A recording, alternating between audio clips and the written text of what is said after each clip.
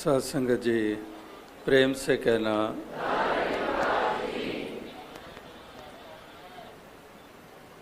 साध संगत जगह जगह पर श्रद्धा भक्ति भावना देखने को मिल रही है। अकीदा विश्वास इस परमात्मा ईश्वर निराकार के ऊपर परिपक्व रखते हुए इस जीवन के सफ़र को तय कर रहे हैं।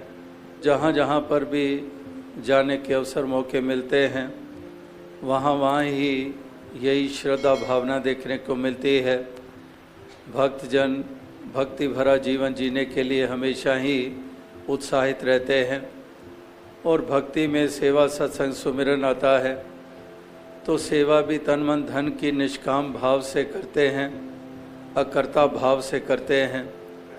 और सुमिरन इस निराकार का आठों पहर ये उठते बैठते श्वास श्वास सिमरो गोविंद, जो श्वास श्वास पे नाम ले वृथा श्वास मत खोए, या फिर तू ही नंकार करो ते हर पल इसनू याद करो। तो जहाँ पर सत्संग के लिए भक्त जो भक्ति का महत्वपूर्ण अंग है, इसके लिए हमेशा उत्साहित रहते हैं कि संगत करिए साध की अंत करे निर्भाव, साकत संग न कीजिए जाते हुए बिना। तो संगत साधु की करने को ये महत्वपूर्ण मानते हैं। साकत का संग हमेशा संसार के लिए गिरावट का कारण बना है। जो साकत प्रवृत्ति है उसने आज तक डुबोया ही डुबोया है, लेकिन संत प्रवृत्ति जो होती है इसने उभारा ही उभारा है। तो इसलिए संगत करिए साध की कि संतों का संग महापुरुषों का संग ये वास्तविकता में हमारा पार उतारा करता है, हमारे जीवन के म्यार को ऊंचा करता है। तो सत्संग जहाँ भी सत का संग होता है वहाँ ही एक स्वर्गमय वातावरण बनता है। वहाँ पर हमारे मन को शुद्धता प्राप्त होती है, वहाँ पर प्रेरणादायक वचन श्रवण करने को मिलते हैं। जैसे गीत कविता व्याख्यान के रूप में अपनी भावों को भी व्यक्ति दी जाती है, तो सब अपनी अपनी भाषा में एक भाव जो रखते हैं वो एक सरीका ही हुआ करते हैं और वो इसी भाव से युक्त होकर औरों को भी प्रेरित करते हैं कि हमने सत्य का संग किए रखना है, हमने इससे नाता तोड़ना नहीं है। इसीलिए विसर ना ही दातार अपना नाम दे कि दातार तुझे विसारे नहीं तुझे भुलाए नहीं, तेरा एहसास बना रहे। तो आठों पहरा एहसास कैसे बना रहे? अक्सर इंसान कहते हैं काम काज भी करने हैं, घर के काम करने हैं, नौकरी चाकरी भी करनी है, बिजनेस भी करना है, अनेकों जिम्मेदारियां निभानी हैं, तो इससे नाता कैसे जुड़ा रह सकता है?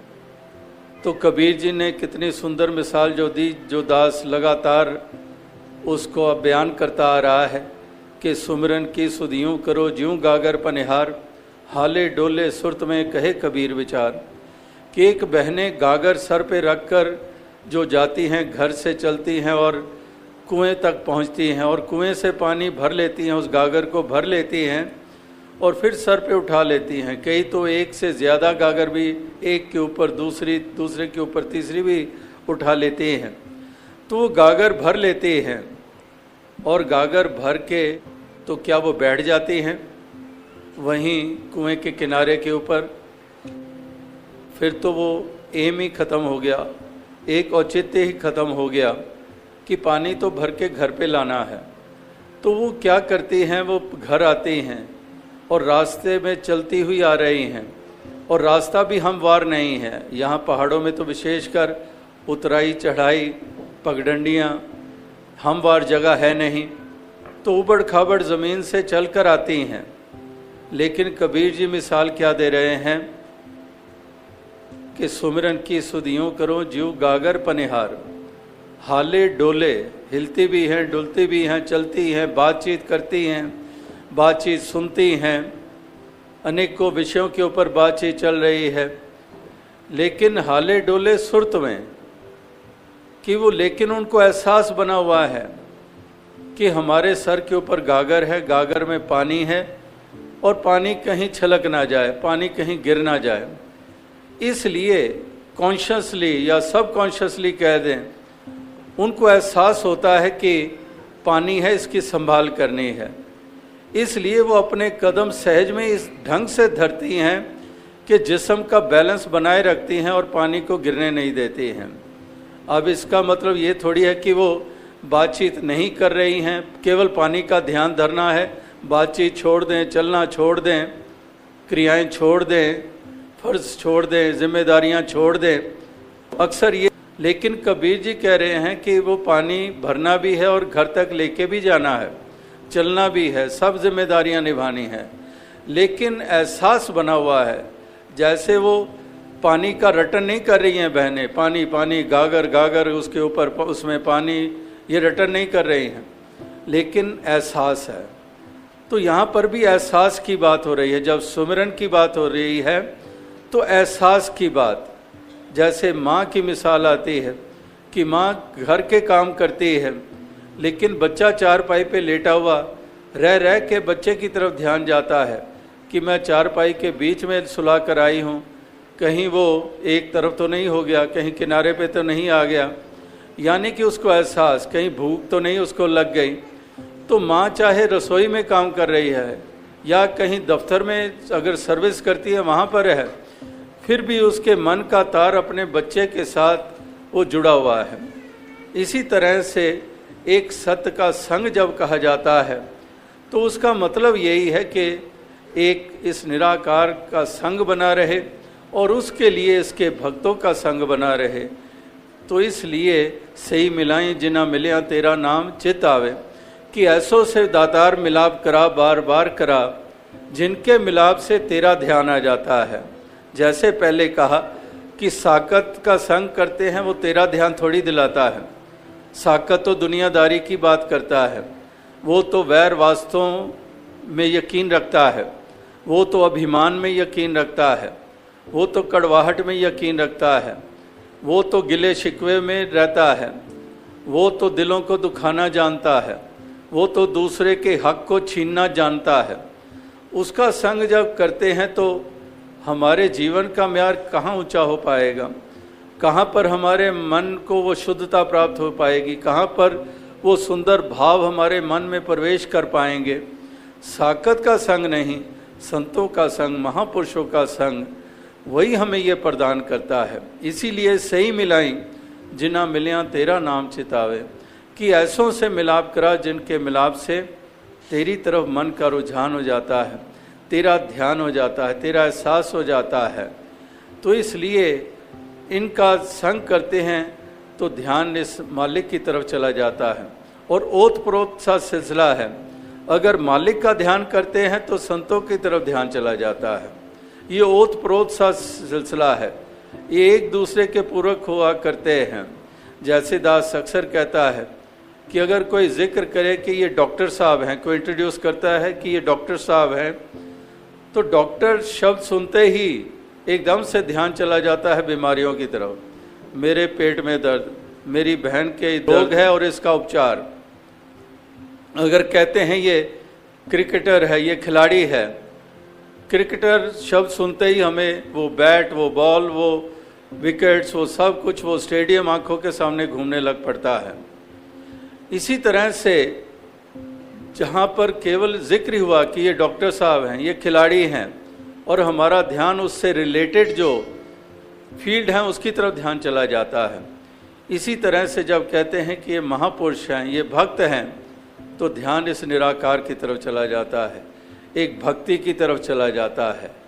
तो इस प्रकार से संतों का संग, इस निराकार का सुमिरन और सेवा भी तन मन धन करके भक्त करते हैं, जो भक्ति के 3 अंग, महत्वपूर्ण अंग की सेवा में भी यकीन रखते हैं कि दातार ये सब कुछ तेरा ही दिया हुआ है, ये तन भी, ये धन भी, ये मन भी, ये सब तेरा ही दिया हुआ है। तेरा तुझको सौंपते क्या लागे है मेरा, कि है तेरा ही, तुझे ही सौंप रहे हैं। और तुझे सौंपने का मतलब कि ये मानते हुए कि ये तेरा है, और सौंप रहे हैं इसके बंदों की सेवा करके, क्योंकि नर सेवा नारायण पूजा, एक उनकी सेवा करके दातार निराकार ये मन में एहसास है कि देने वाला तू है, तूने दिया है, और इसको फिर परोपकार में लगाते चले जाते हैं, सेवा में लगाए जाते हैं, तन करके, मन करके, धन करके, हर प्रकार से इसका सदुपयोग होता है जब यह एहसास होता है। अगर यह एहसास नहीं होता है तो फिर वास्तविकता में इंसान सेवा तो क्या करेगा, वो तो छीनना जानता है।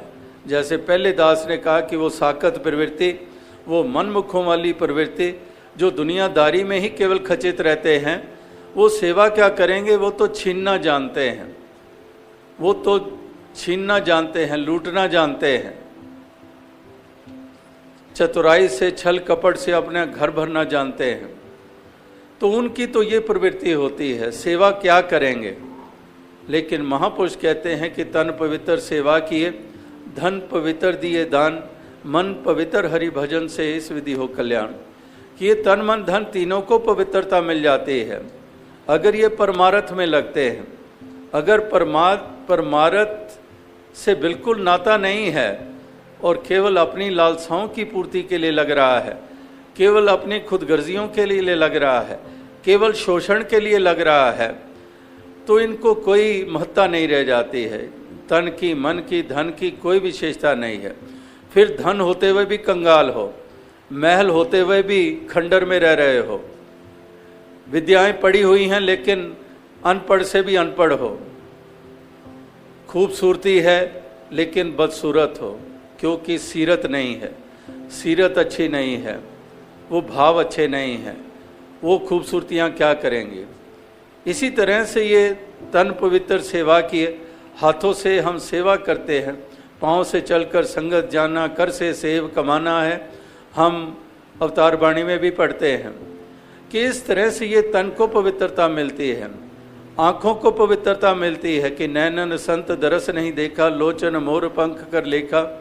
कि नैनों से दर्शन करते हैं, नैनों को पवित्रता मिलती है। चाहे लाख नज़ारे हों, आँखें देखें उनको, लेकिन कहते हैं कि आँखों की महत्ता, अगर वो नैनन संत दरस नहीं देखा, अगर सज्जनों संतों के दर्शन नहीं करती आँखें, तो आँखें ऐसी हैं जैसे मोर के पंख के ऊपर आकृतियाँ बनी होती हैं, वैसे ही वो आँखें हैं, आँखें होते हुए भी वो आँखें नहीं हैं।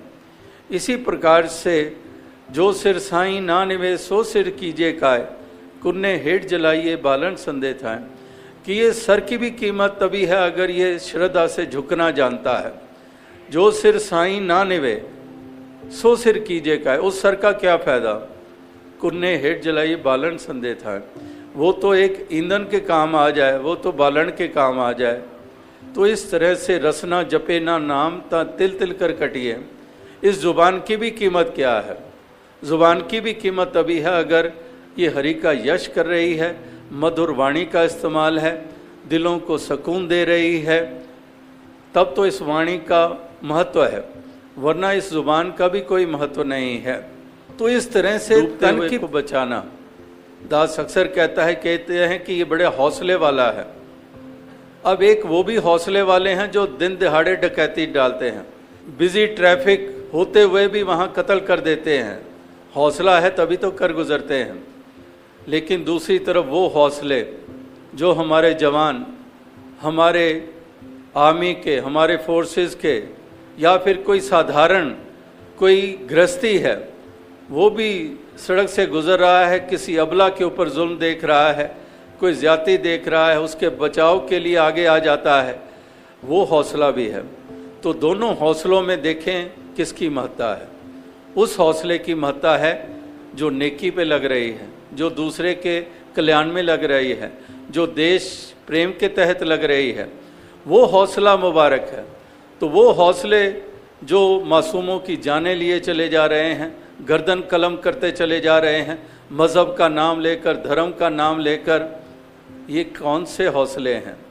तो इस तरह से महापुरुष संत जन हमेशा वो पहलू ही हमारे सामने उजागर करते हैं जिनको हमने अपनाना है, जिसको हमने जीना है, और इस प्रकार से वो कदम उठाते हुए अपने इस जीवन के सफ़र को हमने सफल करना है, अपने जीवन के म्यार को हमने ऊंचा करना है। तो भक्ति के मार्ग पर जहाँ सेवा सत्संग सुमिरन की महत्ता, तो भक्त में गुण होते हैं प्यार वाले, निम्रता वाले, दास भावना वाले, हृदय की विशालता वाले, सहनशीलता वाले, सब्र संतोख वाले। ये एक भक्ति जिसको हम कहते हैं, भक्त जिसको कहते हैं, उसमें फिर ये गुणों की भी चर्चा होती है कि ये गुण होते हैं भक्तों में जो प्यार निम्रता में रहते हैं, जो प्यार करना जानते हैं, नफरत नहीं करते हैं, घृणा नहीं करते हैं, वैर नहीं करते हैं, ईर्ष्या नहीं करते हैं, जलन की भावना नहीं रखते हैं, वो प्रेम करना जानते हैं, प्यार की दौलत बांटते हैं। जैसे कहते हैं कि प्रेम प्रेम सब कोई कहे, प्रेम न जाने कोई, 8 पहर बहता रहे प्रेम कहाए सोए, कि 8 पहर बहता रहता है। पहाड़ों में भी आप जानते हैं कि झरने बहते चले जाते हैं, बरस के किसी महीने में चले जाओ, ऐसे झरने आपको देखने को मिलेंगे जो बहते ही चले जाते हैं। तो यहाँ पर भी यही कहा जा रहा है कि 8 पहर बहता रहे प्रेम कहाए सोए, कि ये प्रेम की गंगा बहाते चले जाते हैं, ये प्रेम की दौलत बांटते चले जाते हैं। कमी है तो आज प्यार की है, प्यार की कमी है। जहाँ देखो, घरों में देखो, घर में किसी से पूछो, घर के सदस्य हैं, मुझे प्यार नहीं मिल रहा घर में। समाज में चले जाओ, प्यार नहीं मिल रहा है। प्यार की कितनी कमी हो गई है। तो प्यार की कमी की पूर्ति के लिए आखिर कोई साधन भी तो हो। तो साधन फिर से सज्जन होते हैं, संत होते हैं, भक्त होते हैं, जो प्यार की ठंडी फुहार बनकर तपते हुए दिलों को शांत करते हैं, जो ठंडक प्रदान करते हैं। तो ये प्यार की दौलत है। इस प्यार की दौलत को बांटते चले जाते हैं, इसका भागीदार हर किसी को बनाते चले जाते हैं। इस तरह से ये प्रेम भाव से युक्त होते हैं। और love is God, God is love, ये बचपन से हम सुनते आ रहे हैं कि प्रभु की सबसे सुंदर अभिव्यक्ति वो प्यार के रूप में ही है। हालांकि प्रभु की मैनिफेस्टेशंस कितने ही रूपों में है, लेकिन प्यार वाला पहलू सबसे एक सुंदर पहलू है। तो इस पहलू को ही अपनाते हैं भक्त। वो इस प्यार की दौलत को बांटते चले जाते हैं, प्यार देते चले जाते हैं, करुणा के भाव से युक्त होते हैं, दया के भाव से युक्त होते हैं। इसीलिए सच्चे धर्मी भी वही होते हैं, क्योंकि दया धर्म का मूल है, पाप मूल अभिमान। तुलसी दया न छोड़िए जब लग घट में प्राण। तो एक दया भावना से युक्त होते हैं। महापुरुष मिसाल देते हैं, कहते हैं कि संत हृदय नवनीत समाना, कि एक माखन के समान होते हैं, एक नवनीत के समान, माखन के समान होता है संत का हृदय, भक्त का हृदय। तो उसमें एक और मिसाल जुड़ती है। कहते हैं कि माखन की वो टुकड़ी पिघलती है जिस टुकड़ी को आंच दी जाती है, सेक दिया जाता है, वो माखन की टिकिया जो वो पिघलती है। लेकिन संत की महत्ता इससे भी आगे कि सेक या आंच किसी और को लगती है और पिघल ये जाते हैं। इस तरह से इनका एक दयालु हृदय होता है, एक दर्द होता है हर किसी के प्रति, दूसरों के जानते ना इस दूसरे को नीचा मानते हैं। आपस को जो जाने नीचा, सही गनिए सब ते ऊंचा। बुरा जो देखन मैं चला, बुरा ना मिलियो कोई, जा मन खोजा अपना, मुझसे बुरा ना कोई। अपने आप को नीचा मानते हैं, अपने आप को दास मानते हैं, अहम अभिमान नहीं। दुनिया में तो दूसरों को ही नीचा माना जाता है और दूसरा बताया जाता है। जाति के आधार पर तू नीचा, मज़हब के आधार पर तू नीचा, भाषा मेरी उत्तम, रंग मेरा गोरा, तू काले रंग का, तेरा तिरस्कार। इस तरह से अनेकों अनेकों नेशंस के हिसाब से, प्रांतों के हिसाब से कितने कितने बाउंड्रीज, कितने कितने दीवारें। तो इस तरह से इंसान अहम करता है, अभिमान करता है, तन का भी, धन का भी, विद्वता का भी अभिमान करता है और दूसरे को नीचा दिखाता है, दूसरे को नीचा मानता है। लेकिन भक्त महापुरुष ये सत्कार करना जानते हैं, ये दूसरे का आदर करना जानते हैं, अपने आप को निमाणा मानते हैं, अपने आप को अधूरा मानते हैं और उसी अधूरेपन को पूरा करने के लिए ही हमेशा यत्नशील रहते हैं। और संसार में दूसरे को नीचा माना जाता है, अधूरा माना जाता है और उसकी फिर निंदा की जाती है। उसको जहाँ बैठेंगे उसकी निंदा करते चले जाएंगे। तो एक अंग्रेजी में कहावत है, if you spend more and more time in improving yourself, less and less time is left to criticize others। कि अपने आप को सुधारने में अगर अधिक समय लगाओगे तो दूसरे के ऊपर उंगली करने के लिए समय नहीं बचेगा। तो इस प्रकार से अपने आप को सुधारना, अपने आप को संवारना, तो इसलिए वो तभी संभव होगा, पहले अपने आप को अधूरा तो माना जाए, पहले वो विनम्रता तो आए। अगर है ही नहीं है, मैं ही हूँ, मैं ही पूर्ण हूँ, मैं ही सब कुछ हूँ, तो मैं करते चले जाएंगे तो इम्प्रूवमेंट का तो कोई स्कोप ही नहीं रह जाता है, क्योंकि आंख के सामने पर्दा आ चुका है, सच्चाई क्या देख पाएंगे। तो इसलिए विनम्रता, दास भावना, हृदय की विशालता, सहनशीलता, ये अनेकों गुण हैं जो भक्तों के होते हैं। इस निराकार का शुक्र करते चले जाते हैं कि दातार तेरा शुक्र है, तूने ये घड़ियाँ दे दी हैं, तूने ये पल छिन दे दिए हैं, ये कभी कभार हिस्से में आते हैं, ये दातार तेरा शुक्र है। ये भक्त शुक्र करना ही जानते हैं, शुक्राने का ही भाव रखते हैं। शहंशाह बाबा अवतार सिंह जी भी कहते हैं कि करदा रब दा शुक्र, हर वेले हर हाल दे अंदर करदा रब दा शुक्र, कि हर वेले हर वक्त हर हाल में, कैसी भी स्थिति कैसी भी परिस्थिति, हर वेले हर हाल दे अंदर करदा रब दा शुक्र। तो ये शुक्राने के भाव के कारण ही आनंद ले रहे हैं, और अगर शुक्राना ना हो, शिकवे हो, तो आनंद कभी मिल नहीं सकता है। तो फिर ये बरसात हो, ठंडक हो, तपश हो, ये आनंद लेते चले जाते हैं, क्योंकि शुक्राने का भाव है। तो इस तरह से दातार कृपा करे कि ऐसे ही हर किसी भक्त को ये महत्ता प्रदान करे, ये भावनाएं प्रदान करे, ये मन की अवस्था प्रदान करे, और साथ ही साथ ये दुनियावी सुख भी तन मन धन के दातार आप सभी को भी प्रदान करे, सारे विश्व को प्रदान करे। साथ संगत जी धन।